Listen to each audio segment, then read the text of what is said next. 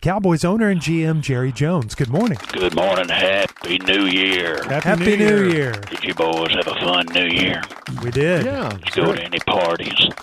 Not really New Year's Eve parties or anything like that. Oh, Jerry did. I had a real good time. So, all you Cowboy fans be looking for a new gate agent baby in about 9 months. We'll be at the end of this thing. Stop it with that. I think you would have learned your lesson. I haven't had the pleasure of talking to you boys since we went out of town and crapped the bed against the Bills and Dolphins. Yeah. A lot has happened since we've been away. A lot has happened, I tell you what. And Saturday night sure was a wild one, wasn't it? Mm-hmm. Crazy game. It was crazy, and the whole day was crazy. I had to. I started off my day very nervous and whiskey filled because I knew that I was going to have to go down there at halftime and be cordial and pretend to like that little Oompa Loompa in coach's clothing, Jimmy Johnson. Oh, come on. Pretend to it like him. It was a great moment. And then I had to soil our beloved billion-dollar AT&T Stadium by conducting Jimmy into the Ring of Honor. Inducting him. Well, why did you put him in if you don't want him in there? Well, because of the pressure. There's just all this public pressure. Everybody's wanting me to bear the hatchet with Jimmy and for us to get along, and so I thought I'd do it. Plus, I'm trying a last-ditch attempt to get into heaven here. I'm trying to do all the right, nice things that nice people do. So, but I got to tell you, just to get that done, just to stomach it, I had to take more painkillers than Brett Favre on Rooster Shot Thursday when he Okay, I don't know if he called it that. Sends out texts and everything to people. But did you see that shot of Jimmy adjusting his belt before the ceremony started? Yep. Yeah. You know why he had to do that, don't you? Why? He mooned me in the tunnel right before we went out on the field. Just one last shot before you Just put him one in. more classless act by Jimmy Johansson. and I don't know if they caught this. I don't think they did. But after he said, "How about them Cowboys?" I think the camera cut away. But Jimmy shot the double birds to everyone in the stadium. Did he? He sure did. I don't know about that. Once again, classless. Well, that was a great moment. That was a great win for your team, too. It was a great win, but I'm still on halftime. Okay. Keep taking shots at Jimmy. It was great having all the living members of the Ring of Honor gathered together at one time. Yeah. Not only all the living ones, but also Charles Haley. He was there as well. He's still with us. Hey, I just feel lucky that he didn't whip out what he calls Little Charles and puppeteer it talking to the TV cameras congratulating Jimmy. Yeah, they're not sure they would have carried that. He used to do that all the time. That's what we heard, yeah. Yeah, one time Charles came up behind me when I was sitting down, and he put his penis on my shoulder, and I didn't notice, and I talked to reporters for 12 minutes until that thing wrapped itself around my neck and began to choke me out. You can see that. It's on the inner tube I don't somewhere. think that's out there. But we had a pretty nice crowd out there for that game on Saturday night. Now, they kept their booing and their cat calling of me to a minimum. I thought they were very respectful because that's good. Usually when I go down there on the field, they boo me so loud I can't even hear myself fart. Did you guys find old Dan Campbell intimidating? Maybe crazy at the end. Oh, George, you love him. Well, I think he's a good coach. He probably went too far in going for it. Man, to me, he looks like the kind of dude who would wander into a local truck stop and start talking about states' rights or something. Just makes me nervous. A guy looking out at a pasture wondering how that bull keeps getting out of the fence or something? Exactly, yeah, something like that. But that 2-point conversion, that nearly sent me directly into hospice. I mean, but it didn't count. I know it, but I'm just hoping nothing like that happens in the playoffs, or Steven's going to have to use that defibrillator that I keep in my suite. Well, just so he can bring me back to life. Get ready. I've been shocked back to life about 12 times this season so far up there. This season? Yeah. Man, that's a lot. I know, but we had, I still continue to be impressed with Michael Parsons. Yeah, he's incredible. He keeps putting pressure on quarterbacks. His get-off's about as good as anybody in the league right now. Well, let's remember his get-off second to mine, because I remind you I have 3.5 kids right now. We're having fun. Well, we're just having fun with Good. that phrase a little let's bit. Let's go. 2024. We're going to Super Bowl, baby. Okay. Well, I guess you got a chance.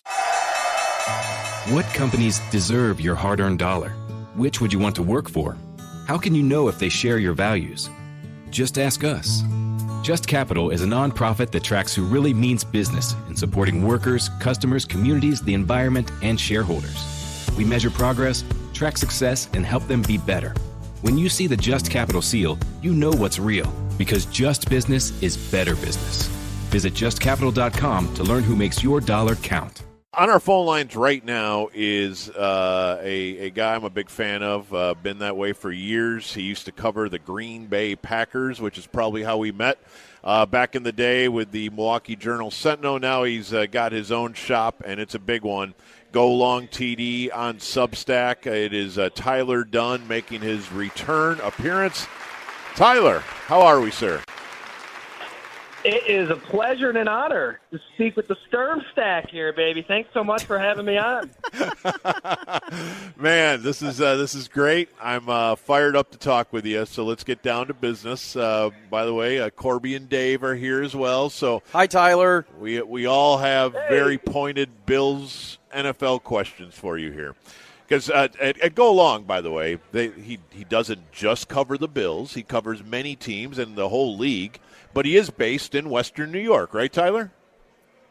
That's right. Yeah, I grew up here about an hour south of Buffalo, and now I guess I live about 20 minutes south of Buffalo. So, yeah, I was out in Green Bay covering the Packers at the Journal-Sentinel for a period, but Buffalo has a magnetic pull to it. So settled in here now with the fam, and, yeah, it's interesting, though, when you see your name trending, and it's not for the right reasons. Yeah, the Mafia wasn't very happy these last few days. I was gonna ask about the state of your goodwill status in Buffalo. So you wrote a 3-part series, The McDermott Problem, about Bills coach Sean McDermott, 20,000 words, más o menos, and I went through it, enjoyed it very much. The 9/11 anecdote is what got the national attention, but I think there's a ton in here. Would you mind the elevator pitch, kind of in reverse of the story and kind of what you discovered? Yeah, I appreciate it because it is that. I mean, I understand why too, right? I mean, it's not every day you hear a head coach try to rally the boys in training camp by using the 9/11 hijackers as a model. So I understand why it dominated the headlines, but as I reported on this story, and it really began in the spring, talking to as many coaches, players, front office guys that have been through the building on the business side, you know, that probably came in at about the 8th or 9th most damning stories, I guess, from the McDermott era. As you saw, Bob, I mean, there's a lot in here that really speak to this team's inability to get over the hump. And why do we see this tight team, late in games, 13 seconds, everything on the line? It just seems like it's a team that doesn't rise up in that moment. So that was kind of the impetus for this story. 7 years into this thing, now they've got the Lombardi Trophy hung up on a banner inside the field house in August. Why is that? Like, what's going on here? So that is going to send you down a lot of different rabbit holes. I would say that, you know, long story short, I think what adds to the pressure with this team is you do have Josh Allen. You do have this all-galaxy quarterback at your disposal, and you're not maximizing that opportunity. He's 27. He plays a one-of-one style. He's going to run through your face. He's going to throw it through a brick wall. He's going to do all these crazy things. Yet you have a coach who's very defensive-minded, who always thinks what can go wrong instead of what can go right, and they're not really that aligned. It's hard to be aligned. It's very, very rare that the head coach and quarterback are in lockstep and you're, you know, winning championships like Belichick and Brady, and, you know, maybe you're chasing those two like Reed and Mahomes. But I was told from many people that McDermott and Allen, regardless of what's said publicly, aren't exactly in lockstep. It's not toxic, right? It's not like they can't stand each other, but it's not what it could have been, for example, with a Brian Dable and a Josh Allen. But Yeah, okay, there's so a lot of different directions to go. like it's confusing to me because Josh has thrown 1 million interceptions this year, and I mean that's not a McDermott thing. That's a Josh thing. A lot of those throws are terrible. I think that that there's a lot of I see that argument for sure. I mean, the YOLO balls are not ideal. But in March, I mean, on the priority list for the Buffalo Bills, I feel like getting inside of Josh Allen's head should be pretty low on that priority list. And you've got your head coach on NFL Network saying that your quarterback needs to change his play style. That's got to get adjusted. I mean, how about maybe just go sign him a lineman, maybe get him another weapon, and just get the hell out of the way? These guys don't grow on trees. As one player said to me, you can go find basically anybody to be a coach, put him into that situation, and it's not going to be a hell of a lot worse. Try to do that at quarterback. What's going to happen when you put somebody else in there at quarterback? I think everybody gets exposed. So, yeah, it's not perfect. It's not ideal. That's why I talked to Brett Favre for an hour for this story, too, because Josh Allen's probably as close to Favre as we're going to see where, it's a blessing and a curse, that strong arm. And Favre got into the relationship he had with Mike Holmgren, and Holmgren really knew kind of how to harness that arm and call certain plays to keep him out of harm's way.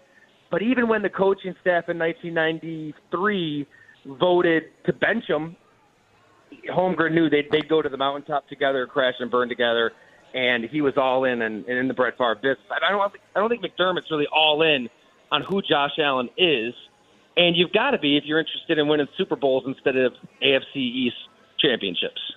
Speaking of Josh Allen's weapons and the chemistry in the Bills' locker room, is there still some festering bad blood with Stephon Diggs?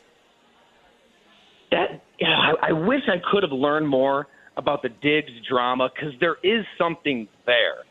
I was told he doesn't like Sean McDermott. Like, that isn't really that great of a relationship. But it doesn't really affect the bottom line because Diggs is a maniac. He's going to work hard. And I think that's kind of part of it, too. Diggs wants to be great for Diggs, as one teammate told me, but he didn't mean that in a bad way. Like, he's going to work maniacally in the offseason on his own time, and we see it. I mean, his numbers since 2020, since they made the trade, he's one of the 3 best receivers in the league.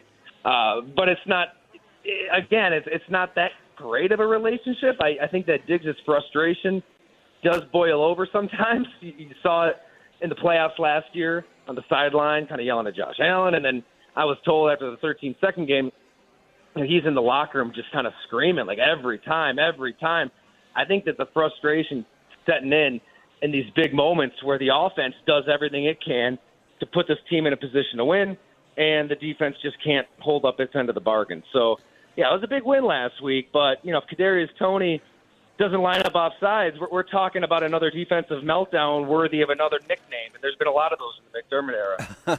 This is Tyler Dunn with us here on The Ticket. Yeah, it's there are tentacles all over this thing that are very interesting. Of course, coach and quarterback having a good marriage there. The Holmgren thing still gives me the cold sweats, wondering what Favre and Holmgren could have accomplished and if they would have kept the band together. But, even just something as simple as having a defensive head coach in the current league as it is, there's nothing wrong with defensive head coaches.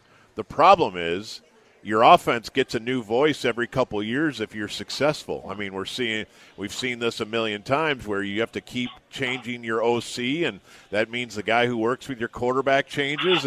And most recently, losing Brian Dable to the Giants. And I think the premise in your story is an interesting one. What if Dable takes over as the Bills head coach when that happened, and they moved on from Sean McDermott to kind of get that marriage together? I imagine Bills fans kind of live with, gosh, what did we just do? And in the last couple of years hasn't done a ton to quiet that, has it? No, I don't know if – I'm not sure how many fans knew how close Josh Allen and Brian Dable really were, but I was told repeatedly it was a relationship that kind of transcended football. I mean, these are guys that would hang out often off the field. It was a special kind of relationship, and it wasn't like it wasn't really like he coddled him or anything. He would push him a lot, like Holmgren would push Favre, right? Like you remember that relationship. Oh yeah, Holmgren he didn't let Favre get away with murder out there. I mean he knew how to push the right buttons and when to push him. That's what Dable and Allen had. And Dable was close with ownership. And I think that there was a sense from the other assistant coaches on the Bills staff as they kind of would see these interactions and they'd see Sean McDermott. He's a little unnatural, a little robotic. Can't really relate to guys like Dable can. And they're looking and thinking, oh, I wonder if Sean's worried if they're just going to replace him with Dable. Because Dable's also a South Buffalo guy. He's from the area. He gets Buffalo. And what are you going to do, though, right, Bob? Like, are you really going to replace your head coach who ended the 17-year playoff drought, who took you to an AFC championship game, who's won a lot of games? I mean, you can't – that'd be a bold move in the public arena, but I think it would have been the right move. We'll see what happens. I mean, they're rallying around him out of this story, I suppose, with that Chiefs win. But I think when it's all said and done, they're going to look back at it and think, what if? What if – we did choose Brian Dable to be the head coach, and there are players on that team who think they would have had a Super Bowl by now. What are Dable's thoughts on 9/11? I'm not quite sure. I'm sure they're a little different. So, okay, let's shift to Mike McCarthy because I'm dying to hear your thoughts on him. Everybody is probably pretty familiar with Tyler's work at Bleacher Report. The pretty famous McCarthy and Rodgers story that also left a mark on the NFL from your investigative reporting. Without going back and revisiting that too heavily, I'm curious what your thoughts from afar are on the job McCarthy's done in Dallas. I also apologize for my kids screaming in the background. That's all right. It happens. We all have kids. It's okay. Yes. I got to say, it's damn impressive. I mean, I've been critical of Mike McCarthy through the sourcing of that story. I mean, I think there were a lot of people that saw how it ended in Green Bay, players, coaches, front office, and thought that was an offense that got really stale, right? Not a lot of misdirection, not a lot of window dressing, that old school one-on-one matchup where our guy's going to be your guy. And it worked in 2010 and 2011 when you got talent all over the field. I think that he has evolved. How can you watch this offense, his offense, and not say he has found a way to kind of stay with the times? It's impressive watching Dallas. They do have talent, but talent alone isn't going to put up 30 points a game. So I think he came into this season hoping to run the ball a little bit more, right? You got Brian Schottenheimer in there now, and that name alone speaks for itself. And they kind of got mocked at and laughed, and, they're going the wrong direction here. And here they are in mid-December. They look like the hottest offense in the NFL. It's weird playing in Western New York this time of year in that 4 o'clock slot. It gets dark soon, and I guess the weather will be fine. But if they can travel well, I think there's going to be a ton of opportunities against this Buffalo secondary. When they face an elite quarterback with elite weapons, it usually doesn't end well, right? Kansas City's in a rough patch right now, so they played pretty well against Kansas City. Give them props, but I think this is a bad matchup for Buffalo. Do you have a leaning for MVP right now? Gosh, I think you'd get it's maybe the winner of this game. Yeah, right? Because Josh Allen can quickly put himself in the race. I think if Dak comes in here, though, he's the front runner. Fascinating. Well, I recommend that people check you out. I find the work you do at Go Long with my other leader is Bob McGinn. I love Bob also from the good old days. He definitely inspired my writing thoughts from when I was a little kid following him, not to age him. But I love what you guys do at Go Long TD. I encourage people to check it out on Substack, and just fun visiting with you again, Tyler. Let's all enjoy the game Sunday. Absolutely, Bob. Hey, thanks so much for having me, and congrats to you. You've really built up the Sturb Stack in a hurry, man. It's awesome to see what you're doing all over the place. And let's definitely try to connect and have a beer one of these days. I would enjoy that. Thank you, Tyler. Let's talk soon, Tyler. man. See you, Tyler. Absolutely. Thanks, fellas. The NFL playoffs are almost here, and it all starts with Super Wildcard Weekend, presented by Verizon.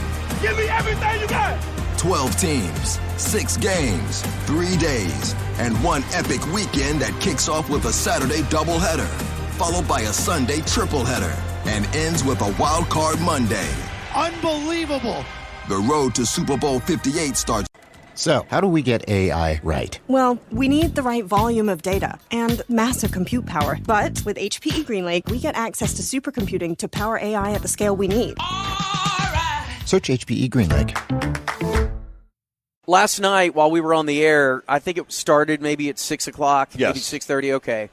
ESPN started rolling out the SEC schedule for next year, for the 2024 season. 2-hour schedule reveal show. I mean, I get it. You're trying to piggyback off the NFL. Do you get it? Maybe I don't get it. Because I sure don't. Yeah, no, I was get going it. to have you explain it to me. Oh, I get it. That before the bowl games, yeah, we're moving on to 2024. I get this because, again, they're emulating the NFL and the schedule rollout, but this is also ESPN's new pet project. ESPN now owns the SEC, and that's right. So now, what does that mean? They have the 2:30 Saturday window now. CBS I don't doesn't have that anymore. Yeah, is that what it is, Daddy? Yeah, they own the main rights now, and they're going to have the big prime broadcast for the SEC. But the bottom line is the conspiracy theorists are already out there. Obviously, after what happened to Florida State and Alabama squeezing in there, whether it's right or wrong, and that's up for debate clearly. But the fact that ESPN is butt buddies with them now, and they want to ramrod their product. What do you think that the Florida State message boards were saying last night? And really, what do you think that the ACC message boards or the Big Ten or Big 12 were saying last night, too? Like, are you serious? So now you expect us. Oh, my gosh. You think that we will now this will be an impartial judgment when it comes to the 12-team playoff? Or are you just going to ramrod 10 SEC teams in a group of 5 in there? Look, I'm playing the other side. I don't believe in that full-on conspiracy, but if I was on the other side, I'd be like, really? A 2-hour rollout show for conference games? Okay, so because I didn't remember, maybe someone else will benefit from hearing that the ESPN is the exclusive home for all SEC sports starting next summer. Yeah. So it isn't who gets the first choice for which game. They're all on ESPN, ABC, or ESPN Plus or the SEC network every last game. Yeah. Wow. Okay, so is that unprecedented? I feel like it is. I think so. And that a network has had every conference game. They're also, in charge of the playoffs, basically. And so I would have a very discerning eye pointed at my TV screen and my computer screen after last night. Well, yeah, and it's not even a conspiracy. It just is what it is. And to me, this very much mirrors what we get in England with the big 6 clubs. And all the other clubs in English soccer are pretty much. So what are we exactly here for if everything is going to be catered to the 6 clubs that get the clicks, that get the eyeballs, that get the money? Do you care about the rest of the league and even the rest of the country's structure? The tiered system of English soccer, or do you just care about Manchester United, Arsenal, Chelsea, Liverpool, and those teams? Right. And the answer is, well, what do you think? And that's what you have right now with the SEC, especially adding Texas and Oklahoma. We are absolutely one step away from a complete break-off to a super league where they do what they want. This is the bridge to that. And I'm not saying it's going to happen for sure. It's just next if this doesn't make everybody happy. So if you're somebody else, with the exception of the Big Ten, and maybe like Notre Dame, but if you're in any of those other conferences, I would simply say to you, you're Bournemouth now. Yeah. And you knew this. Like, this is not a secret to you that you are mid-table Aston Villa, and I know they're doing good this year. Don't miss the metaphor. The metaphor is you are one of these mid-table others who can still compete. You can still have that big year, but the bottom line is you're here in your spot because you don't move the financial needle. Once they sucked the two superpower conference, the two superpower blue bloods from the Big 12 into their vortex, it's a super league. Now, it may at some point, and maybe take 10 years, Corby. Maybe it takes 20. I don't know.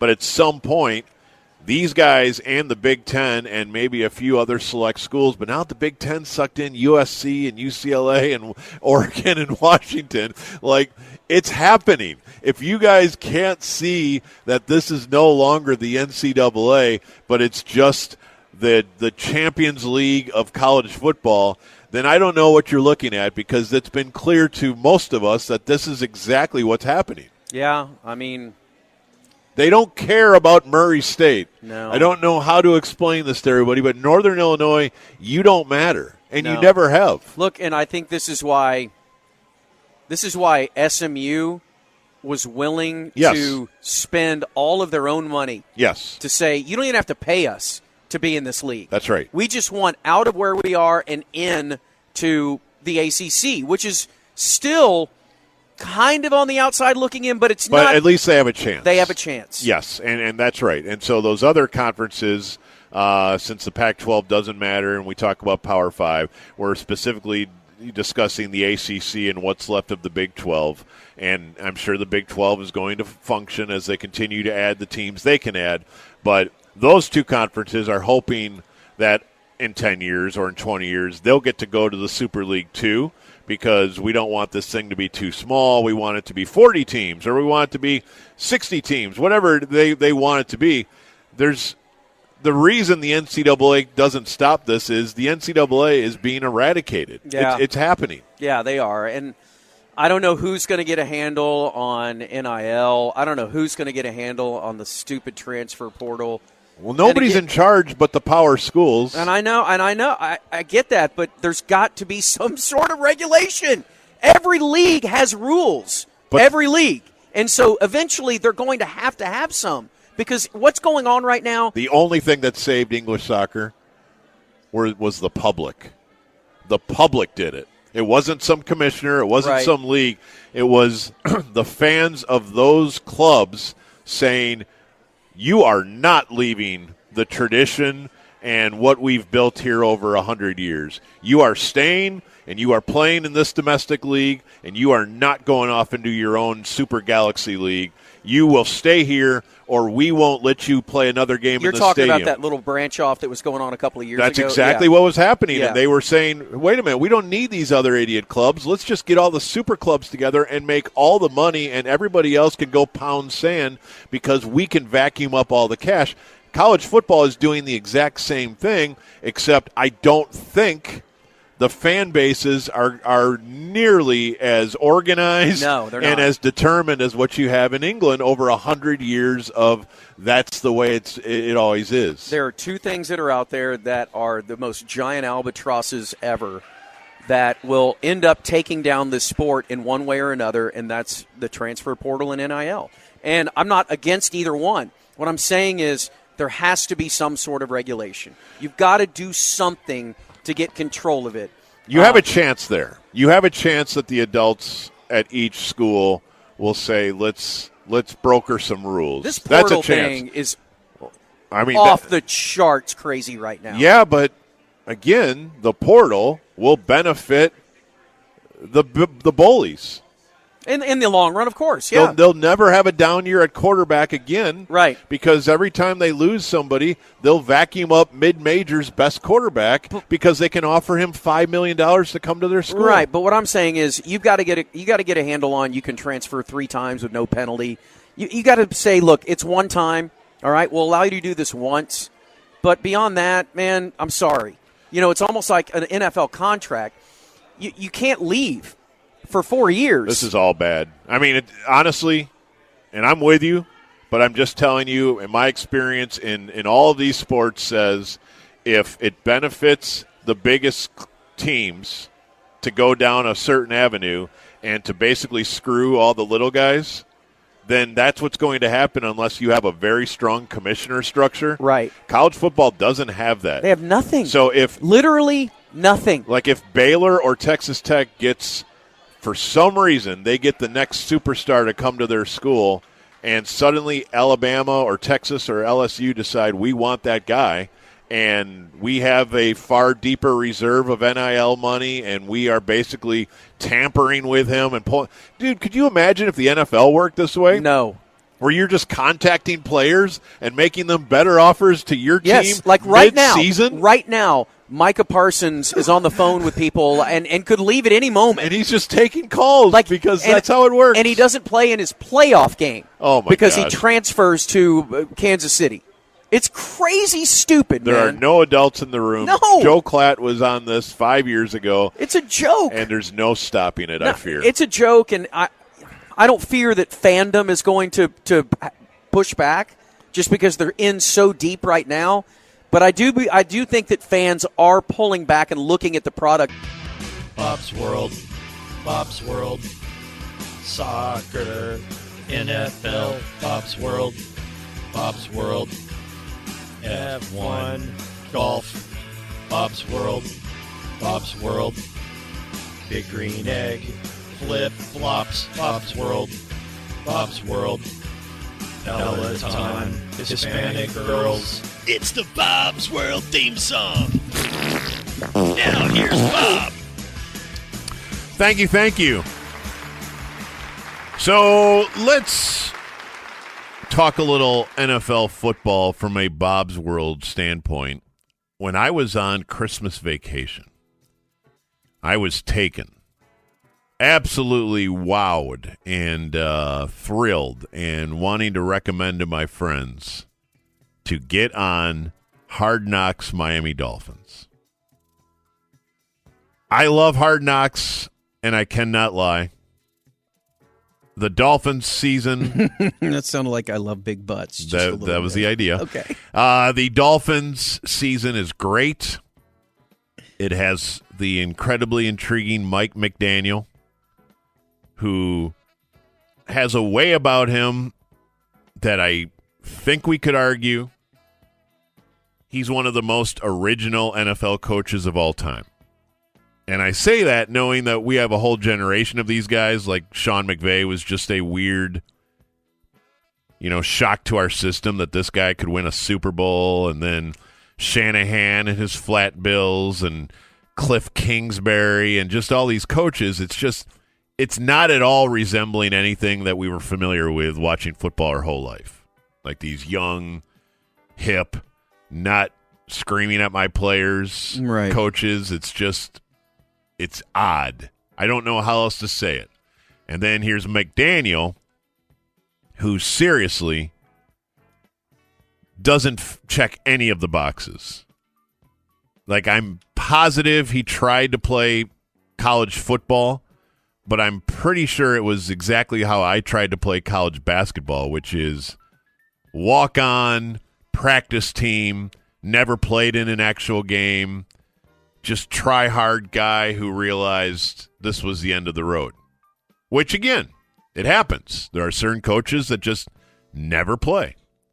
But Mike McDaniel, dude, his demeanor, his disposition, but yet his feel for genius in terms of strategy, he's just one of a kind, I think, but he will certainly inspire another wave of Mike McDaniel lights, I guess. And man. I don't know. That's tough to replicate. Well, but what if he wins? Then you're looking for your Sean McVay and Mike McDaniel. Yeah, but Mike McDaniel, what are you looking for, the video guy in the Bengals room? Or it's like it's tough to find that guy is what I'm saying. I know. If you watch this series, though, you'll be like, I got to hire this guy. Yeah, believe you me, I would love to have him. Okay. So 10 minutes into the first episode of Hard Knocks Miami Dolphins, 10 minutes, they start introducing you to the players. And if you were going to introduce a Miami Dolphin to the country to hold our interest, which Miami Dolphin would you choose? Tyreek Hill 1,000 times out of 1,000. That's exactly right. Tyreek Hill, a man who was making a run at 2,000 yards. I believe he's going to need a huge Sunday night. But he was he's one of the more interesting players in the National Football League going back several years, both for good or great and for dubious reasons, as his off-field conduct has always been, shall we say, wheels off. It did not help his time at Oklahoma State. It did not help his time at the Kansas City Chiefs. You could argue the Chiefs found him to be such a headache. They talked themselves into trading one of the most unstoppable weapons in the universe, which I believe history will show was a really bad idea, but probably one that made a lot of sense at the time, just because we can't pay this guy $30 million. He's too hot to handle. Yeah. Okay. So I'm watching Hard Knocks. In the first 10 minutes, they want to tell us about his marriage. And the only thing I would say before we start playing audio is that yesterday, one of his children was playing with a lighter, and a fire broke out at Tyreek Hill's home. And it burned the whole house down. Did it burn the whole house down? The fire looked big enough to me. I mean, there were a lot of firefighters working on this thing. It was a roaring fire. Yeah. Okay.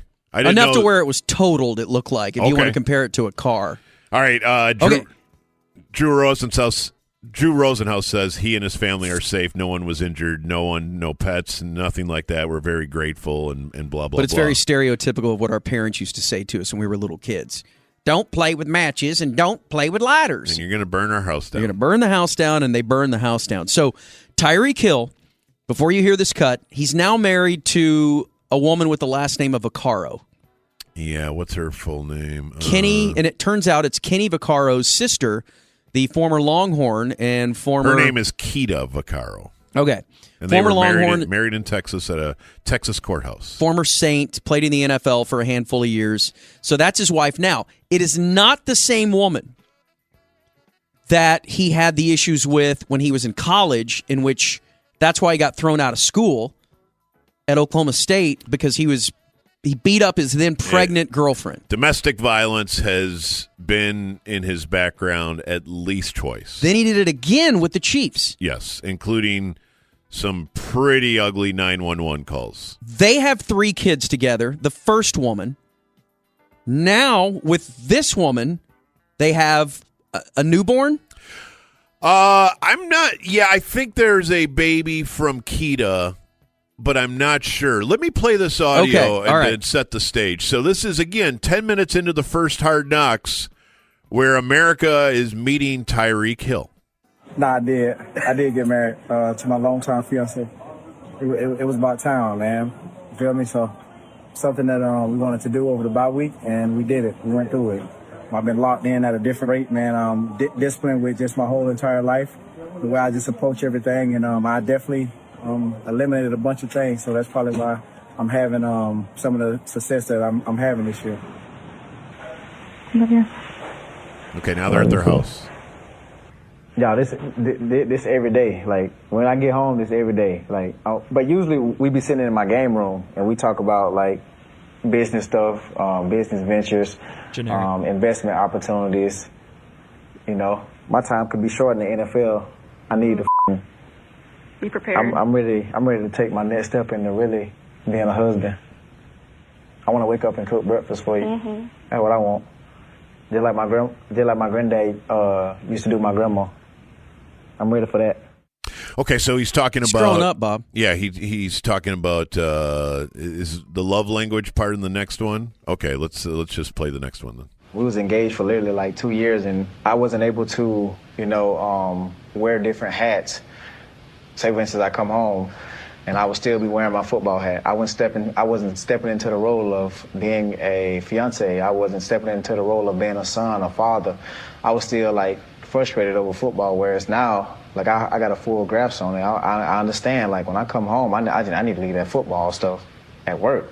I need to come home. I need to be a father, a husband, a son to my mom, because they need their love languages too, just like I've been getting mine all day. So I figured it out, man. I think I did at least. Okay. You figured it out. So I figured it out, and I'm watching this, and now remember, I want to say Hard Knocks started, let's say, November 15th. Okay. I'm not watching it till probably the weekend of the Cowboys-Dolphins game. So a month and change later. Yes. By the time I'm watching this first episode, it's almost precisely the same time that Tyreek Hill, as he's telling us, and by the way, people are allowed to grow up. Mm-hmm. People are allowed to mature and change their ways and become a man. Stop being a boy and become a man. These sorts of things. I mean, how many times have we all heard this in our own life?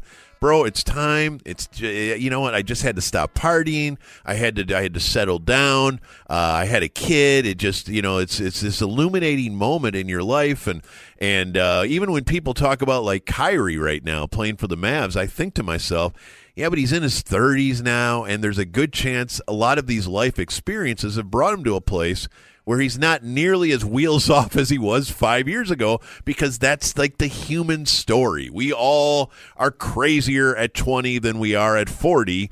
We may get there at slightly different moments, but it is just the story of man. Now, I realize there are exceptions, and there are people that never grow up, but for the most part, you at 20 and you at 40, you at 40 would like to have a talk with you at 20 and just say, dude, yeah, okay, stop doing this, and this. For sure. Okay, so I'm seeing this, and I'm like, man, Tyreek and Keita. Beautiful couple, beautiful love. They're a beautiful blossoming couple. And she, while he's at work, she's working on, I think, her real estate license, and they're just a power couple now. And I'm like, this is great, man. It's clicking for him. He's saying all the right things. I swear to you, the same day, word gets out that Tyreek has been sued by multiple women who each claim that he is the father of their newborn babies. Okay, there's only 3 women currently accusing him of paternity. Only 3. 3! So he settled down and got married during the bye week in October.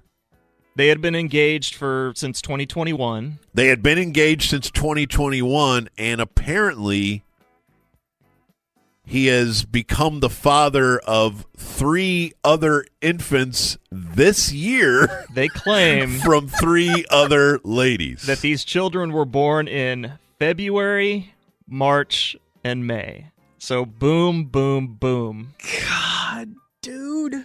And at least 2 of them, you're not going to believe this, are online influencers who have both posed with the baby in little Tyreek Hill jerseys, the little newborn, to let daddy know that we'd like a little piece of this $30 million a year.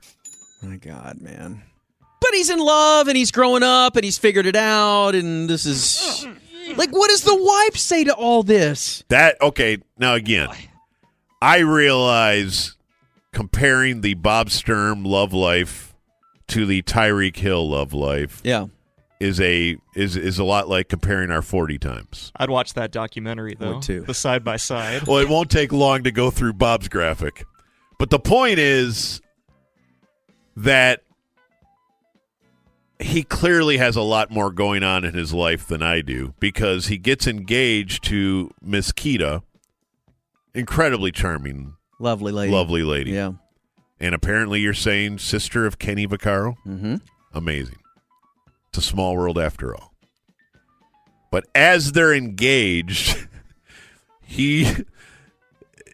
I don't know how many fiancés hang in there. Now, I realize if you're engaged to somebody making $30 million a year, maybe your decision making is altered to not walk away. I don't know how all this works, but I do know that while they were engaged, he got 3 other women pregnant and is now a father of not 3 from the original woman, yeah, or the 4th from, I believe, his present wife. Right. I think, right. But we now have 5, 6, and 7 in the picture from various ladies.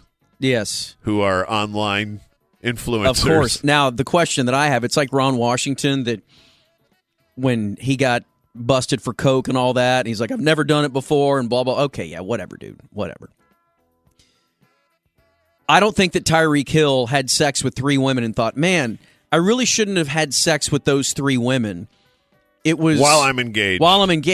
It's probably my fiance may get mad. Yeah, the truth is, how many women did I have sex with to only get those 3 pregnant? Like, there's probably about 5 others that didn't get pregnant. You know what I'm saying? I get the idea like, for sure. Many of them, many influencers. So I'm only look, 3 got pregnant. Not here to judge. I realize it's a big world and there's a lot of ways to live your life. I just have 2 thoughts. One, I'm very curious how the fiance handles all this breaking news, or I guess now wife. He got married. Mm-hmm. And 2, when you read the news story that one of his children has burned down his house, it just hits a little different if you've been digesting all of this Tyreek Hill news cycle. And by the way, he goes and plays a football game every Sunday and balls out. And so when you just say, what have you been doing over the holidays? Are you a very busy person? How's the schedule? You having time to chill out? Tyreek Hill does not have time to chill out. Or is this a convenient excuse that, our kid, he had a lighter and blah, blah, blah? Or is this a left eye deal where, wasn't it Left Eye? Yeah. That burned the house down of Andre Rison because she caught him cheating? She got very angry and took all of his custom clothing, put it in the bathtub, dumped fuel on it, and lit it aflame. Yeah. I suppose not thinking that the entire house would be burned down shortly thereafter, or maybe thinking, of course it will. Would you put it past her learning this information and arguing with him over the last couple of weeks that this was the end result? You know what? F you. I wouldn't at all. It wouldn't surprise me at all. That Hard Knocks scene had me fooled. It was so cute. Right. Lovely couple. They love each other. They truly do. They have such a great marriage. Dude, he wants to make breakfast for her just in the like morning. Grandma. Just like Grandma and Grandpa. And by the way, I think Mom lives with them too, and Tyreek's mom. She's a hoot. Tyreek's mom is awesome. And you should also see the scene where she gets nachos dumped on her head during a Dolphins game accidentally because she got so excited and cheering that she actually knocked the dude's nachos behind her onto her own head and then blamed him. Yeah. It's all great. Hey, Doc, if you had to choose, would you give yourself a root canal or run payroll? Run payroll. Have you run payroll before? Paying my team with Gusto couldn't be easier. It's reliable, accurate, and saves me time. Choose payroll without the pain. Visit gusto.com/streaming. All the NFL is talking about is that Cowboys-Lions game and the finish. In fact, the league took action yesterday. They sent a training video to all 32 teams showing how the refs handled the Cowboys-Lions end of the game situation, the controversy, and showing that they actually made the right call on the 2-point conversion. There was narration. There was everything. And trying to teach teams how to report and trying to teach teams how to handle a situation like that. When that got out, most NFL journalists around the country thought, that seems like a bit of an overreaction by the NFL. They probably actually got this wrong on Saturday night. Yeah. It sounds like the officiating crew, led by Brad Allen, messed the whole thing up. With not much help from the Lions, I need to add. They made it extra confusing, the way they sent 3 linemen to him and absolutely the way they set the whole thing up pregame, which we're about to talk about. But the league is in damage control right now, and they are taking the stance that no, they didn't mess anything up. The refs got it right, and here's a training video for all the teams. So we'll see what happens there. Meanwhile, in Detroit, Dan Campbell, the Lions head coach, did his weekly show on their all-sports radio station, 97.1 The Ticket. He was on with Stoney and Jansen. And let's listen to a little bit of this. This is Dan Campbell explaining the pregame routine on how coaches meet with officials. you'll meet with the officials that are on your sideline. Basically, those two for the first half. They come to the head coach's locker room, and you discuss anything unique. Just like Dallas, the two that are on his sideline for the first half, they'll meet with them, and then they take it to the head official, and so then that's why he asked you if anything comes up. He asked you before the game when you were out there in pregame warm-up, which he did. Okay, so that's interesting. I never knew that. The two officials on the sideline of that team go into the coach's office and ask what's up. Yeah. On each sideline for each team. And then they take all of that to, in this case, Brad Allen, the head ref. And then if he has a question, he goes to that coach, which it sounds like he did. He went to Dan Campbell about the trickery. And so that's the Lions story, is that we made it very clear to him what we were doing.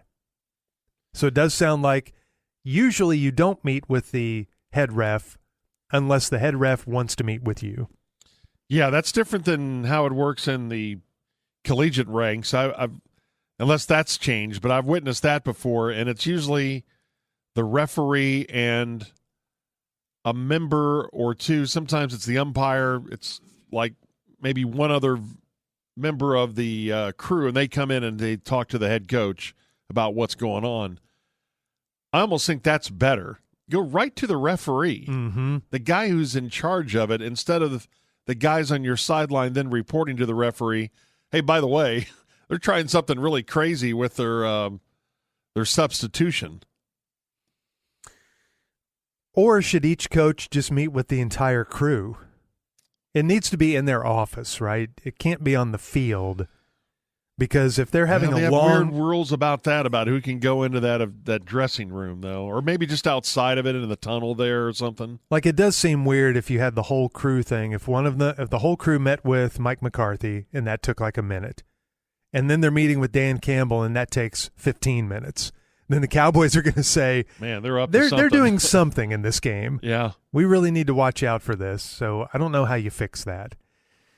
On this morning show, they also talked to Dan Campbell about the 2-point conversion, going for it at the end of the game 3 different times, including once from the 7, and things got a little tense.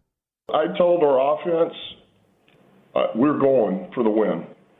And we're going to go down, we're going to score, and we're going for 2. And I wasn't coming off of that.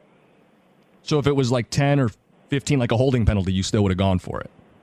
No, if we're getting outside the 10, no. Okay, that's why I'm asking. Outside the 10 every week, good on good. We do it every week. O versus D. Yeah, like when you got the penalty and moved it to go ahead and say it. Say it. Both of you. What? Say it. Say what you want to say. I think from the 7, it's a low percentage play. I think your chances of winning are lower than if you kick the extra point. I would like you would say it to anybody else. I'm on the radio. Say it like you want to say it. Yeah. I thought it was a reckless decision. Thank you. Okay, but you don't regret it. No. Okay, that's fair. I would have kicked the extra point from the 7, but as I said earlier, Dan, to Jim, from the 4, I had no problem with it because it's obviously a few yards closer, and you probably could have done it. Okay, Coach, I'm with you. It's fine. It's fine.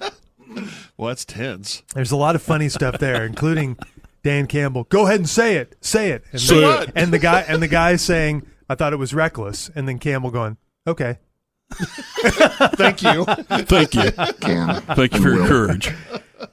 And the other funny thing to me there is Campbell said, "I told my team that we're going to go down there and go for 2 and win the game, and I wasn't coming off that." And then one of the hosts says, "What if it was from the 15? Oh, we wouldn't have done it wouldn't then." Have done that. That's insane. That's insane. Well, it's outside the 10. No way. Well, then you were going to come off of that. If it was from the 10 or the 15, there's no way then you got to go back against what you told your team. So you did agree that it wasn't in stone that you were going for the win. Right. There's you know some point. how everything's just BS. You just make it up as you go along. That sounds good. And look, I think what he did on Saturday was insane, but you can hear even in that clip why. I mean, I think he's great. Detroit just loves the guy because he's upfront about it. He didn't coach speak it. Go ahead and say it. Okay, yeah, thank you. I mean, he just puts it out there. Yeah, I may have been wrong, but that's what we were doing.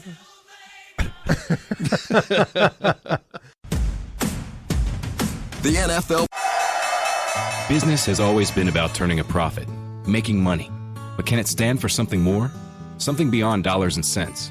We think so. We think that today, business has a higher calling, a purpose to be fair and just, to do right by their workers, customers, communities, and the environment. And it turns out companies successful doing that also do better for their bottom line. When you see the Just Capital seal, it means this company is a force for good. Visit justcapital.com to learn more.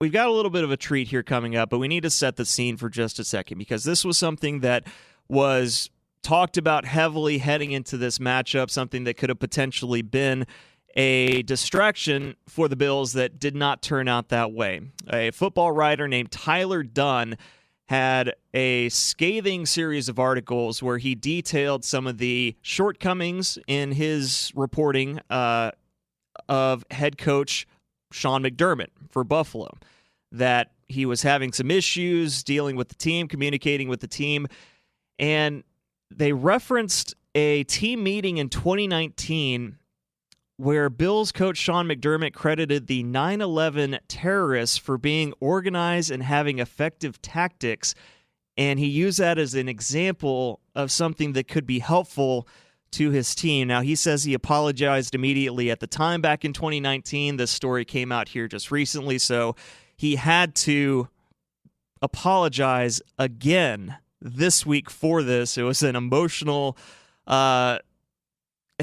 press conference for him, just a bizarre set of circumstances that a coach in New York would credit the 9/11 terrorists and use that as an example for his team. So right now on the ticket hotline, let's welcome in the head coach of those Buffalo Bills, fresh off that big win, Sean McDermott. Coach, congratulations on the big W in your home stadium yesterday. Yeah, thanks, I guess. It can't be easy complimenting me. I heard y'all ripping my nuts off last week for the misunderstood, we'll say, 9/11 hijacker motivational speech from like 3 years ago. Is that 3 or 3 years ago, Coach? You were born in Omaha, Nebraska. What is this accent? Well, JD, there's only really one way to get respect here, and that's fitting in with the culture. To get along, you got to go along. Hitler didn't have too many good ideas, but that was a pretty good phrase that he coined there. All right, no support on that one on this side of the phone, but why is it you think using analogies like Hitler or 9/11, why would you use that? Look, you may not like it, but I think that time has shown that teams respond to my unconventional methods of motivation. There's a reason that Andrew Jackson's Trail of Tears is taught in pre-K now. Besides, who else could you possibly credit for that Cowboys ass-kicking yesterday? I mean, who? Riddle me that. I don't know. Your quarterback played pretty well. James Cook with 179 yards rushing and a score. The defense held Dallas to... No. All non-factors. None of that mattered. The Bills were complete garbage before I got here. And now my edgy but accurate pump-up speeches have this team on our own baton death march to the Lombardi.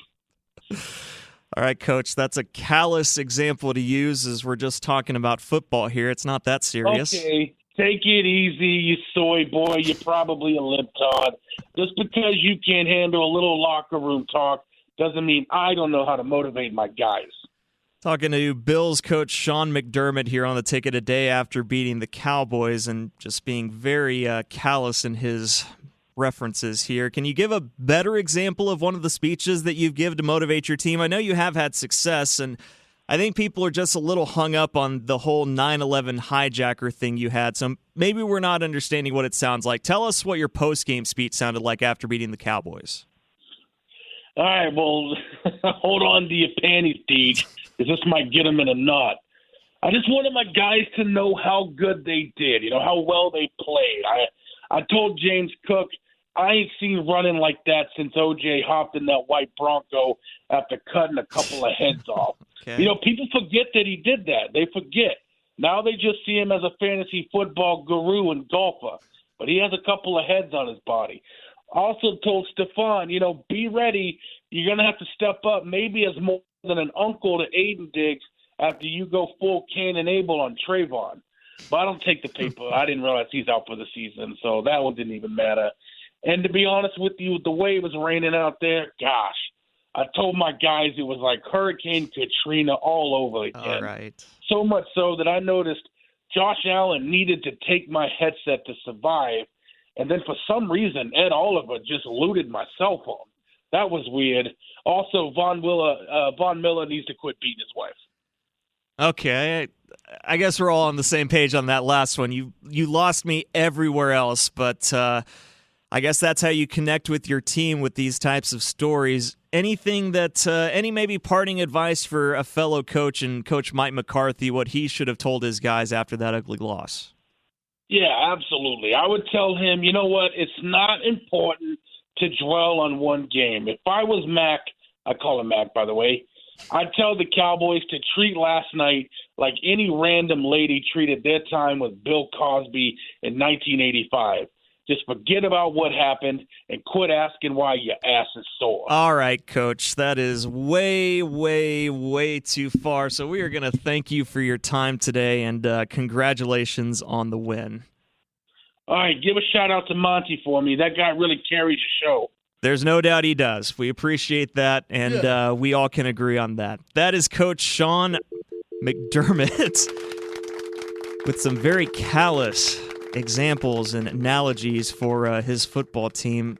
Apparently has not learned his lesson after getting roasted last week and having to apologize for that. But I guess it doesn't matter whenever your team beats the Cowboys by 3 touchdowns. The NFL playoffs are almost here, and it all starts with Super Wildcard Weekend, presented by Verizon. Give me everything you got! 12 teams, 6 games, 3 days, and one epic weekend that kicks off with a Saturday doubleheader, followed by a Sunday tripleheader, and ends with a Wild Card Monday. Unbelievable! The road to Super Bowl 58. Up to 70 million Americans have chronic sleep disorders. Magellan Healthcare's evidence-based digital cognitive behavioral therapy program, Restore, can improve sleep by 80%. Visit MagellanHealthcare.com/DCBT to learn more. Cowboys and Commanders will go Sunday at 3:25.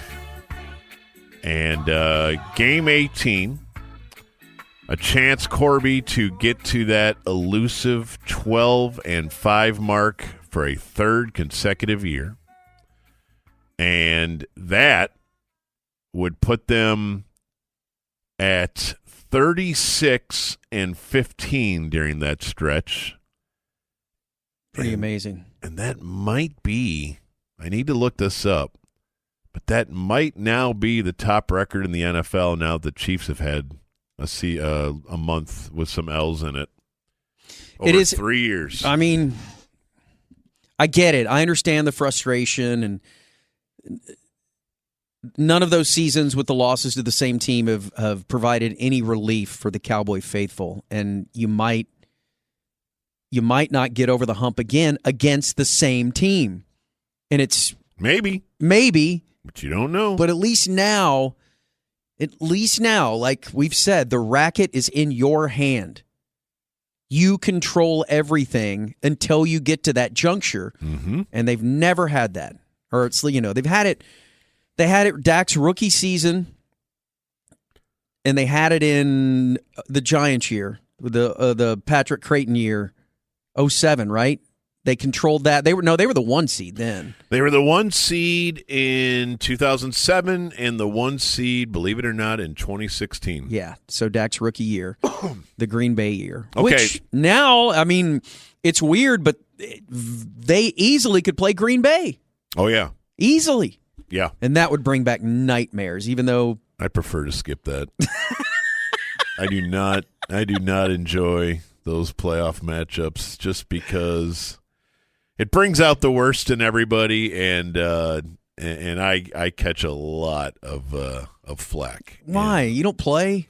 Yeah, but they heard on their favorite radio station that I got a tattoo live on the air once upon a time. Yeah. And that happens. We all have tattoos. You know how it goes. Sure.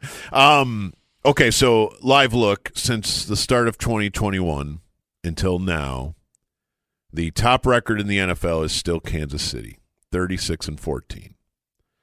And it also helps that they've won a Super Bowl in that stretch. Second best record, the Dallas Cowboys at 35-15, and the San Francisco 49ers at 35-15. And then beyond them, 34 wins, the Eagles and the Bills. And then it drops down to 31 with the Ravens and 30 with the Bengals. And everybody else is in the 20s. Or, if you want to go to the very bottom, in the last 50 games, the Carolina Panthers have won 14 in 3 years. And the Chicago Bears have won 16 in 3 years. And the Houston Texans have won 16 in 3 years. Well, it starts tomorrow, and those 2 games tomorrow, playoff implications. There are very few games this weekend that don't have some sort of little something juicy riding on it. Yeah. Tomorrow, definitely, with the Steelers needing a win. They play the Ravens, who I don't know why the Ravens would play one human being that matters, but that's their brand. I know. They do it in the preseason. They want to win their preseason games, and so you can bet they don't want to do the Steelers any favors. And also, you wonder about, I would say it's all about health. Like, they're sitting there waiting on Mark Andrews to get healthy, right? Like, he may or may not come back for their first playoff game.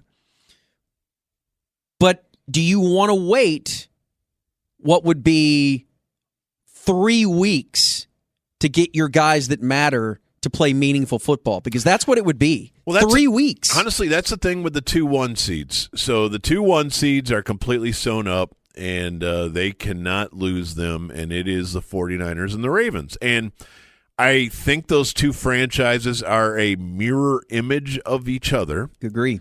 And I think that means good and bad. The good is that they are extremely strong, physical, intimidating street fight teams that will not back down to anybody and will try to bully everybody. You saw the Ravens do it to the Dolphins last week, where they are just like, bro, you think you play football?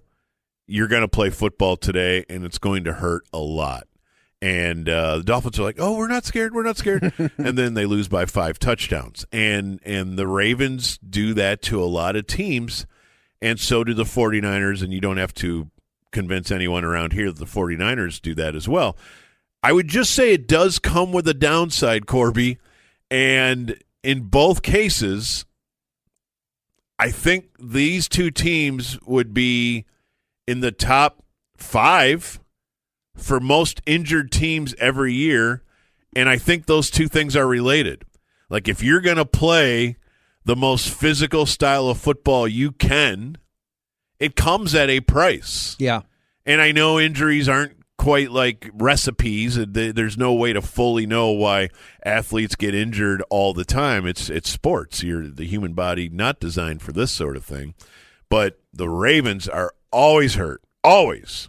And the 49ers always are too, but this year they're in pretty good shape. But the reason to go down that winding road a little bit is now imagine both of them get the benefit of an entire 2 weeks off where they don't have to play at all in Week 18 and are electing kind of not to. And then Week 19, when everyone is kicking each other's tail in the wild card round, 2-7, 3-6, 4-5, they're sipping Mai Tais and just got their feet up. And so now you got to play those two extremely physical teams on 20 days rest. And because we follow football like we do, there will at least be a conversation of will they start rusty and all that. But, man, if they don't, both of them are going to be super difficult to keep out of the Super Bowl. Yeah, I completely agree. And I'm glad the Cowboys have a meaningful game, and it may be over by halftime, and they don't have to run the significant dudes out there anymore. I'm sure everybody's hoping that, but there is precedence for playing a game in the last weekend of the year to get you off on the right foot in the playoffs. Yep. And if they treat this like the playoffs, and the one that always comes to mind for me is the 2007 Giants that played New England in their last game of the year, and that was the New England undefeated year. And the Giants took them to the last second. It was a 38-35 game, and the Patriots were playing everybody because they wanted to be undefeated. They wanted to beat the Dolphins. Yeah. And that ended up being the springboard for the Giants to go back and play New England and not be scared at all of them, and they won. Right. So we always hear how good the Cowboys are at home relative to playing on the road. Let's take a look at Ron Rivera's Washington Commanders at home this year, Corby. Have you looked at this? Yeah. They won week 1 against Arizona. Let's go. You're undefeated. Okay. They have not won at home since. Oh. They have played 6 home games. Let's take a look. They lost to Buffalo 37-3 at home. Then they lost to the Chicago Bears 40-20 at home. Mm-hmm. So you've lost to the Bills by 34, to the Bears by 20. Let's keep going. Lost to the Eagles in a very valiant effort by 7. Lost to the Giants at home, the Giants, by 12. Lost to the Dolphins at home by 30. And lost to the 49ers at home by 17. So we're going down their home schedule. They've only lost one home game by single digits. They have been stomped every single home game. Now, here's another thing. Sam Howell has played in every game this season, and they meant to bench him last week. They did, and then the starter, Jacoby Brissett, hurt himself, and Sam Howell had to go back in. And so they're kind of over Sam Howell. He's got to know. Remember, last year was his first career start in Week 18 against the Cowboys. Mm-hmm. He's got to know that this is it. They are about to draft your successor, and you will be, from henceforth, beginning on draft day, there's a good chance you'll be a backup for the rest of your career. Now, you may get another chance, but his chance was this year. He had 17 games to demonstrate to the NFL that he's a starter. Washington had no other real choice, and they elected that. They said this is the year to find out if Sam Howell can play. And honestly, the results are intriguing at times, but no, probably not a starter in this league. His best attribute appears to be he's tough. Like, he keeps getting back up when you hit him. He's got good wheels. He's got good wheels. He's a good athlete. And like I said, he does have moments where you're like, I want to see more of this guy. But again, they started 2-0. They haven't won a game since November 5th when they beat the Patriots. And before that, they had a win on October 15th at Atlanta. And that's it since they started 2-0. And you're getting rid of coach. You're getting rid of GM. It's a complete rebuild. You have a brand new owner. You let Chase Young go. You let Montez Sweat go. They're doing all the right things. Yes, they're going to start from square one with a brand new. If they can lose, properly, yeah, with one of the studs. Nothing's can't miss, but one of the studs. So there's a lot of things to consider here, but the biggest one is Washington wants to lose. And so, yes, like I said yesterday, the point spread may be in peril because the league is crazy like that. But how do you do that with players? Outside, I get benching them and not playing Terry McLaurin and guys like that. But how do you tell? And the other thing is, like David Moore was mentioning, there are 4 starters out on the defensive side. Well, those 4 guys that are going to be playing for them, they may be playing for their NFL lives. And so to say that, yes, you need to lose this game, you have to lose this game, it's easier said than done. Well, it's easier said than done unless you consider they've won 2 of their last 14 Well, games. What I'm saying They're is bad. They're going to lose because they're bad, not because they're trying. They don't need to try. No, they don't. They don't need that. That's the funny thing about the term tanking. Usually we're talking about teams that have no ability to win, and so we attribute their losing to tanking, when in reality, that's kind of just what they do. Yeah.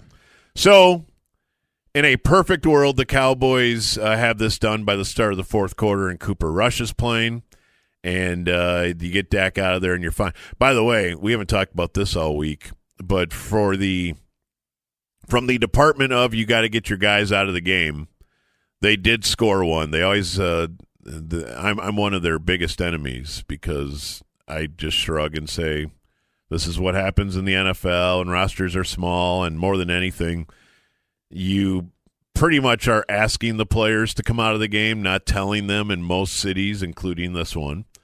But one on their side is the Dolphins were down by 37 points, and Bradley Chubb blew out his ACL with less than 3 minutes to play in that game. And they may be screwed moving forward because they've lost now both edge rushers to ACL in the last month. Yeah.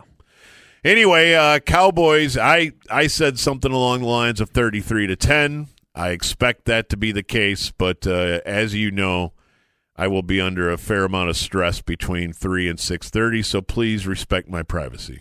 You need the triple play. You really, really need it to avoid the sweat of next week. Well, and then on the other TV, we will have the biggest rivalry in the National Football League, in my opinion, with Packers-Bears, a series that goes back 100 years in a must-win Green Bay game so that they can make the playoffs. And so that's a 3 o'clock start as well, or 3:20? Yes, yes. And just I would like to say this as full disclosure. I don't really care if they do anything in the playoffs, but I care very, very much that the Bears don't beat you at your place to keep you out of the playoffs. You don't need that. I do not need that in my life. My whole life is built on the foundation that we own the Bears. We, stockholder, part owner. True. And so the added stress of a triple play plus Justin Fields running for 200 against the Joe Barry defense at Lambeau. Yeah. It's just, like I said, please respect my privacy. Don't post anything. No. I'm not. I will leave it alone. We will be going dark. Okay, good. We will unhook the internet from the house. The best season that Texas has had at least since 2009. Maybe all the way back to Vince. But, it's been a while. They've had a tremendous year. The program seems stabilized. Sark seems to have it going in the right direction as they head to the SEC. And one of the things from Monday that I wanted to talk with you about was kind of it was something that crossed my mind, and I suppose I have to remember how people are on edge when I throw things out there on the social media. Because my tweet early in the fourth quarter, so don't be afraid to let the game actually play out before you start firing off hot sports opinions, but I've kind of been thinking this for a while. And we even did this on the show, Corby, as you'll recall. We were talking about something, and I believe this would go on my ledger of things Bob has said, was I'm under the impression, because people down in Austin are under the impression. In fact, I believe I found this first on the Texas football, Dave Campbell, Texas football Longhorn podcast, because I know how to party. And the theory was, entering the season, that this is Quinn Ewers' last year in Austin. And that could be good or bad, but it's the final year. And they said, and I forget the guy's name who's on with Mike Craven, but I think he's an Austin media guy of some sort. But his theory was he's either in the NFL or he's in the portal. And both at the time seemed incredibly in play because, those are very likely coming off his 2022, where albeit he wasn't healthy. Remember, he was injured pretty severely in that Alabama game and rushed back. And then when he rushed back, he had some fine performances and he had some horrible performances. That Oklahoma State game always is the one where everybody's like, he can't make throws right now. What's going on? That was the full Uncle Rico game. He Chuck Knoblocked his way through things just a little bit. So the theory back in September was portal or NFL, but not Longhorn starter in 2024. Well, things happen. The team wins a ton of games. He plays very well in some of those games. I think we would both have to concede his performance in Tuscaloosa was very, very good. His game against Oklahoma was quite solid, and several of his big moments he came up very well. Now there were also some games that had a lot of Longhorn fans, including one that's a very good friend of the station, always in my text telling me that this guy stinks, and so I kind of thought to myself that he may not have a full approval rating down in Austin. And then you watch that game against Washington, and not only is he the second-best quarterback in the game, but he's the second-best quarterback in the game by an extremely large margin. Part of that's because Penix was great, and part of that is because Ewer's first half was pretty trash. Yeah. There's just no other way to say it. No denying it. So you have Arch Manning, the number one recruit in the country. Now, Ewers also was. But all I could think of was the way modern college football has become. And that is, it doesn't wait for you, man. You're Jalen Hurts. You're in the national title game. Well, guess what? Tua just took your job.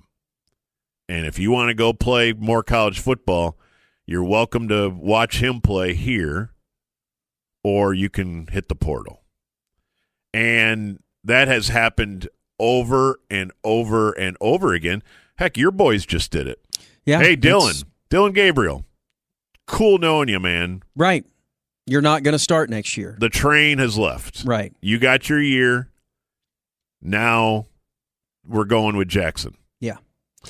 And so it's different, of course, because Oklahoma wasn't in a title contention situation and Texas was. Right. And so I put out there Monday, I wonder where Quinn Ewers is playing next year, because I don't think it's the NFL, and I kind of don't think he's starting for Texas next year. And you would have thought I said something that is the most offensive thing that could ever be said, because somewhere between September and now, it's become like gospel that, of course, two things are true. Of course, Bob. How did you not know this? Quinn is absolutely the starter in 2024, and Arch is absolutely fine with it and not ready to play. And he needs another year of watching. Right. And I feel like the goalposts move on that one a little bit. I feel like it's not true, but I also feel like I'm very impressed that how Texas fans seem to be in total lockstep, that any of them that were questioning Quinn Ewers no longer have any questions whatsoever, and any of them very attracted by the idea of Arch Manning being their quarterback are like, we are still, but it's going to be 2025, and everybody knows it, and it's not even a question. Well, you want to thread that needle. Like, if you're a Texas fan, you want to thread it perfectly, because they're not sure if Ewers is capable of taking them to that next level, which he wasn't the other night against a really good team. But you also want to be sure that, okay, is Arch ready? And is maybe more importantly in today's day and age, is Arch cool with all this? Yeah. Because you don't want him to hit the portal. No, and that's the thing. I mean, only him and his family knows whether or not he's ready or thinks he's ready. And Sark probably has a great line of communication. Yeah, and the thing is with Arch, the unique part about Arch is that his family has got a lot of money. He's making $1 million a year or whatever it is in NIL money, collective money, stupid money. And so unless he's just dying, like, bro, you're putting me in there. This was a deal we made when you signed me. I'm sitting for a year behind this guy, and then I'm going to play. I'm ready to play. Honestly, we saw this with Kyler at A&M. Yeah. Where assurances were made. Right. Kyle Allen, Kyler, Kenny Hill, all these guys are, every one of them, it's like an episode of The Bachelor where The Bachelor pulls them aside and tells them, you're the one, don't tell anybody. And then the next scene pulls somebody else aside. You're the one next year. Don't tell anybody. Well, that was also one of the most dysfunctional. And they're all being told the same thing. Yes, that's the problem there. Yeah. I think more than anything, being, you were promised something, he was promised something, and so on and so forth. But hopefully they'll never talk to each other. Right. But with Quinn, I mean, of course he's not ready. I mean, he'll get drafted, and he may get drafted in a pretty advantageous spot. But he's not. He needs to play. Yeah. He needs to play somewhere. So, again, if we're switching the conversation to what's best for him, he absolutely needs another year of major college football. I guess my question to you is, do you feel like Texas has any other ideas or assurances to others? Or is Arch like, yeah, I don't need to play till I'm a junior? That would be, you're right, he's very rich already. But that would be very uncommon for the number one quarterback recruit in the country to say, I'm happy waiting 24 months before I actually am the guy. So it's funny because one of the writers for the Austin American-Statesman wrote an article today, and the Twitter headline from Cedric Golden is very misleading. It says, Quinn Ewers won't be guaranteed a starting job if he returns to Texas in 2024 with Arch Manning waiting in the wings. So based on that, if I'm going to click that link, I'm thinking I'm going to read an article that says Sark. Like he's got something. I talked to Sark. Sources inside. Right, or talk to whoever. No, this is an opinion piece from Cedric Golden. Yeah. Which set everybody off, I think, this morning because it is kind of definitive what the link says, but then you open it up and it says, if Quinn Ewers does come back to Texas, he should be ready for Arch Manning and the competition. And so there's no quotes in here. There's no source. This is just Cedric Golden saying, basically, there's going to be competition if Ewers comes back. That felt like clickbait. Totally, dude. And it's so misleading. Now, what's interesting is I was accused of clickbait on Monday night, and I'm like, click to what? There's not. It's just an opinion. I honestly think, based on Jalen Hurts and Tua, based on what we see in major college football, that to get one of these 5-star quarterbacks that has hung the sun and moon, you kind of if they agree for 1 year of an apprenticeship, that's normal. But many of them want to play right away, and many of them want to play first thing in year 2. I'm not familiar with any of them saying I'm totally fine waiting for year 3. Arch might be 1 in a million, though. Maybe that is agreed upon. I don't know. I'm just telling you, I don't believe it's 100% that Quinn Ewers is their starter next September, but that's merely an opinion, and trust me, if you click on that tweet, it will not monetize into anything for me, so I don't really care if you believe it or not. It's just me throwing it out there as a general opinion based on watching major college football in 2024. I think most Texas fans, want Ewers to come back, and they want Arch to sit another year. But again, it's threading that needle. Is that going to force Arch to say, all right, I'm out? Now, we've heard from everybody that follows this program that no, like you said. No, he loves it. Yeah, he's he just having fun there. down there, and it's great. Austin's so much fun. And did you know he didn't even go to a high school that even has a football team? I mean, they're well, now it's spinning the narrative. Yes. Because that was the argument. Now he's not ready. Because the argument for most people was he's the number one player in the country because he's a Manning. He's good. He's really good. But he's a Manning. Right. And that's what's kind of pushing him over the edge. But now that argument has turned into, yeah, but that school he played at was so small. He's not ready. He doesn't even know how many guys are on the field. He was kind of playing time. special ed football back then. He's not sure. Yeah. Like, is it a forward pass? Is it a backward pass? I don't even know. He just needs time. So it's Where dude, are you? Are you 100% Quinn starts your opener? If I had to guess, yes, I think Okay. Quinn will start. But I think this is going to be a 6-month process. And there may be something that happens in the spring during the spring game where one of them's like, I'm out. Well, that's where I think it is interesting. I think spring football actually gets interesting in Austin at the quarterback position. And we do know the portal reopens after spring football, and I think it's in play just because we see how this works. But again, the wild card is it is the Manning family. They're not in a hurry to go cash that check, and I guess who knows? So maybe we should buy Milam and Green Whiskey. Okay, that's exciting on the Diamond Factory Ticket Hotline, ladies and gentlemen. The man, Joel Klatt. Hi, Joel. Happy New Year's, fellas. How we doing today? Happy New Year's to you. You had a good one out there in Pasadena, didn't you? Oh man, we had a great time. It's I don't know if you saw, I posted it on there, but it's the only game I get to take my college game, at least I get to take my boys to. Yeah. And so that was an epic day. It really was. I love the setting. I'm totally in the bag for the Rose Bowl. I think it should be the national championship every year. It's such a destination. It's the best. It's the best sporting event in America that's not the Masters. Would they be willing to play it at 2 p.m. so the sun is setting over the San Gabriel Mountains at the perfect time in the fourth quarter and all that, though, or would they have to do it at night? Well, I think that if it was off of January 1st, it would be at night, which then kind of negates, I think, the special aspect of it. Yeah. But if you could see, I think that we should be ending the college football season on January 1st, first of all. Mm-hmm.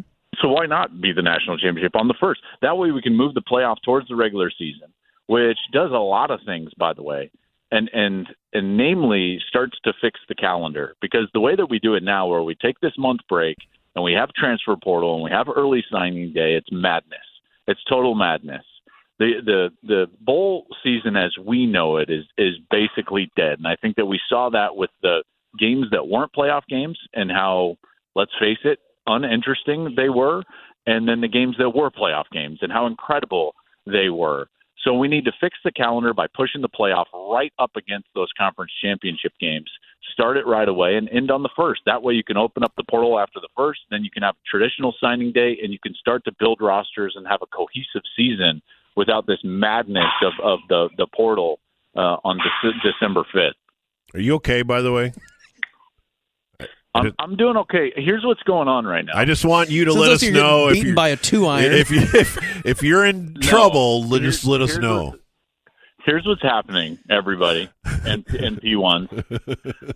I'm in it's called the sports basement, and it is like a gear spot, right? Like you come here, you can get like ski gear and shoes and pickleball equipment. It's just like a sporting goods store. And I was like, oh yeah, that'll be fine. We'll be in the store and I can take the call. Well, there's a pickleball court that my boys are on right now. There you go. And they are smoking each other with the ball and like dropping rackets. Not a quiet sport. So I'm just gonna walk over here in the snowboard section. I love it. A little quieter. And whatever happens down there happens down there. How's that? I for some reason I have the boys from Talladega Nights playing nearby as the Klatt boys. With Walker and Texas Ranger. Yes. Oh my God. I have a lot in my head. So we haven't talked What you heard, by the way, was the 12-year-old decided that it was going to be time for the overhead slam yes. right on the 6-year-old's chest, and he dropped his racket. So that was awesome. We're all right together. Don't worry. I love it. We haven't talked to you in weeks, and so I have found a way to keep that bond intact by finding you on literally every media platform in the world. I believe I watched your TV show where you were smartly dressed with a nice button down. So whoever's whoever's dressing you now, you've taken the next level. We knew you back before this. Also, your podcast, and I'm all over the Joe Klatt content. I think you do good stuff. That, sir. And one of the things in there I've never heard anyone say, and so I want to bring it to this radio show of ours, and I want you to tell the class about your idea of college football and the NFL forming an alliance. I've never heard this before, and I love it. Well, a lot of it has to do, is in the same vein, I guess you should say, of my last answer about the calendar. I think that the calendar is a really difficult challenge, and so let's get to that point now. If you move the championship to the first, I think you avoid what I would be proposing right now. If you don't move the championship to the first and you're going to lengthen it out like what we're doing right now, and in particular next year, by the way, the championship game is on like the 20th or something. It's madness. It's absolute insanity, okay? So if you are going to go past the first, what you start to run into is Week 18 and the first round of the playoffs and maybe even the divisional round of the playoffs. And if that's the calendar that college football is going to settle on, then what they're going to need to do is get into bed with the NFL and form a partnership. And the idea that I believe you heard is one that I've talked about, which is whether it's wild card weekend or divisional round weekend, regardless, it doesn't really matter. But you need to move the championship game off of Monday night and back to a Saturday. College football is Saturdays. We should finish on a Saturday. We should either finish on New Year's Day or a Saturday. Yes. To do otherwise, I think, is foolish. And as we're basically at square one, why not start thinking of outside-the-box ideas? Well, here's one of them. If you could go to the NFL and say, listen, you're tapped out on windows, so why don't we share in the revenue of the national championship game, and let's be in cohesive partnership with where that game is played and which television window that is played in. So whether it's wild card weekend or divisional weekend, it doesn't really matter. But I would propose that Saturday becomes a triple header of football. And the first two legs of that triple header are NFL playoff games. And then the third is the national championship game. And whoever broadcasts the second leg of the NFL playoff and has that second game would also have the national championship game. And when you do that, now all of a sudden what you do is that you start driving ratings that right now college football doesn't even dream of. You would be in the 40 million range, 45 million range, maybe 50 million range versus what we have this last week. Even on a great epic day, we shove our Rose Bowl onto cable because of subscription deals and contracts.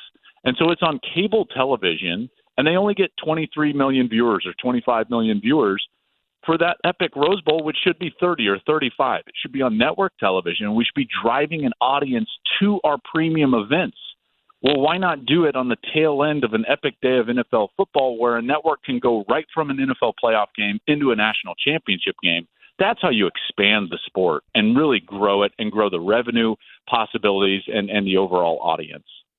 I feel like that we're right at the precipice of things like this happening, and then the other side of my brain thinks that we are 40 years away from making sense of all of these ideas. You know, I mean, they're all right there staring at us, yet the powers that be seem to have so little say or want to that I just don't feel that there's any sort of inertia moving it along. We're back to needing a commissioner. Yes, and that's the problem, is that the basic issue is that everybody is looking out for their own interests, and nobody is looking out for the overall sport. So what does it matter really, okay, to Greg Sankey in the SEC or Tony Petitti in the Big Ten or Brett Yormark in the Big 12? What does it matter really if that happens or not? It doesn't. It doesn't. Now, you can make an argument that the revenue of the CFP and the sharing of the revenue of the CFP, that matters to them. There's a tangible effect and so on and so forth. But it's not direct. And it's not as direct as the deals that they make for their own conference. Well, we don't have anybody, not one single person in our sport that is in that role, that is trying to think of an idea that is best for the sport, not for this region or this program or that president, but for the sport. And in my estimation, that's the reason why we're in the position that we're in. We've been reactive to player movement and agency overall from an individual standpoint. So all of a sudden we have this madness that is the calendar in December. We have the madness that is NIL. We have rules on the book with the NCAA about inducement, and yet we don't enforce them at all. Currently, as we speak right now, there's going to be a team playing the national championship game on Monday that just got a formal letter of allegation, of that they broke a rule for improper, this is crazy, recruiting based on a dead period. And this recruit got a cheeseburger and they weren't supposed to be, talking to him. And it's like, well, we can't have that. That's what Michigan got, their notice of allegation. And in the same week, we had a signing day in which players were rolling up to their signing day in Lamborghinis. Yes. And signing a letter of intent when they're not supposed to have gotten $1 in NIL from that institution at all. You tell me which one was an inducement. So we're enforcing the cheeseburger and the dead period from the COVID year against Michigan? But don't worry, everybody else, you can pay your players enough money in a duffel bag or with a dealership deal from the Lambo that they can roll up and sign their national letter of intent. You see how backwards it is, right? And the reason is because we don't have an overarching governing body that cobbles together what are our rules going to be? What is our calendar going to be? What are the things that we're going to need to do in order to become what I would say like a second, I don't want to say fiddle, but like in a second position of the NFL moving forward and crushing everybody else. So I know I'm kind of all over the place, but these are the times that I think right now is a really critical point for college football because we're moving into a scenario where we have unsustainable, I think, movement via players. We have unsustainable collectives. We have unsustainable transfers, and we're revamping the postseason. Well, why wouldn't we try to build things that would be better for everybody? And I think we should start doing that. So from the Texas front, it was a miraculous ending that should have never been that close, obviously. But the thing that we harped on yesterday was the fact that in the next 50 years, is Texas ever going to have a scenario where they basically would have had 2 home games in the playoffs? And I know it changes next year because it was 90-10 Texas fans to Washington fans. And obviously a game in Houston would have been full-blown horns galore.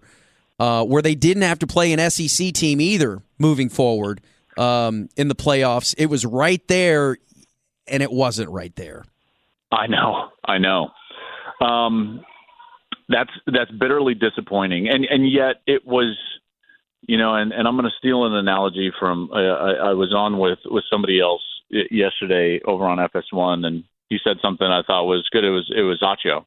And he said, like, a lot of times when you're playing blackjack, it doesn't matter what you have. It actually matters what the dealer has, right? And that's a really fun way to basically say your matchup matters. And we talk about it in the NFL a lot. And I don't think we do that enough in college football. We just focus so much intensely on that team and say, well, man, why didn't Texas do this or that? And in reality, as good as Texas was, the one team in the country that I was nervous about them for was Washington. And the reason is because Texas, their one weakness was the secondary and their pass defense. And Michael Penix exposed that, and Washington exposed that. And the only way that Texas was going to overcome that was via, excellent offensive play, and they didn't get that.